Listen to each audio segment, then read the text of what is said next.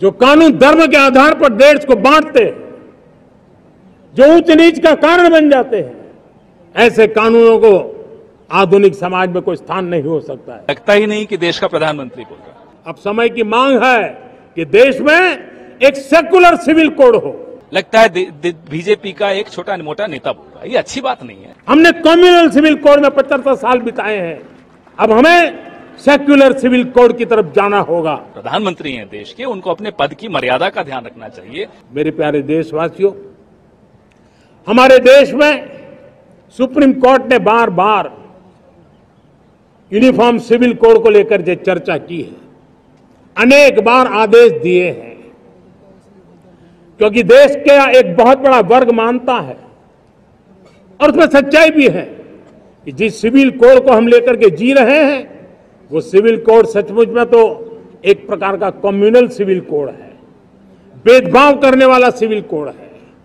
ऐसे civil code से जब संविधान के 75 वर्ष मना रहे हैं और संविधान की भावना भी जो हमें कहती है करने के लिए, इसकी सुप्रीम कोर्ट भी हमें कहती है करने के लिए, और तब जो संविधान निर्माताओं का सपना था, उस सपने को पूरा करना हम सबका दायित्व है।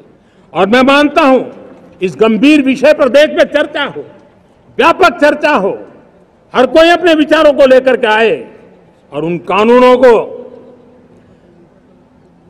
जो कानून धर्म के आधार पर देश को बांटते, जो ऊंच नीच का कारण बन जाते हैं, ऐसे कानूनों को आधुनिक समाज में कोई स्थान नहीं हो सकता है। और इसलिए मैं तो कहूंगा अब समय की मांग है कि देश में एक सेकुलर सिविल कोड हो।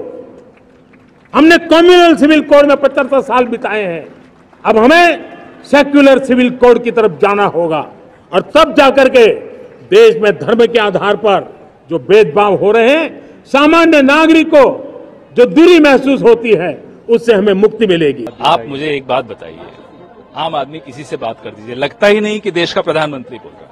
लगता है बीजेपी का एक छोटा मोटा नेता बोल रहा है, ये अच्छी बात नहीं है। प्रधानमंत्री हैं देश के, उनको अपने पद की मर्यादा का ध्यान रखना चाहिए। संविधान की शपथ लेते हैं और बाबा साहब अंबेडकर द्वारा बनाया गया कोड, उसको आप कम्युनल कोड कहते हैं। अटल जी के खिलाफ एक तरह से बोलते हैं कि पहली सरकारों में आतंकवाद के हमले होते थे। अटल जी के वक्त मैं मानता हूं कि संसद पे हमला हुआ था, मैं मानता हूं कि कंधार का विमान अपहरण हुआ था, ये सब हुआ, हम जानते हैं। लेकिन आज के दिन अटल जी का अपमान करना, कम से कम अटल जी ने आईएसआई को पठानकोट का निरीक्षण करने तो नहीं बुलाया था।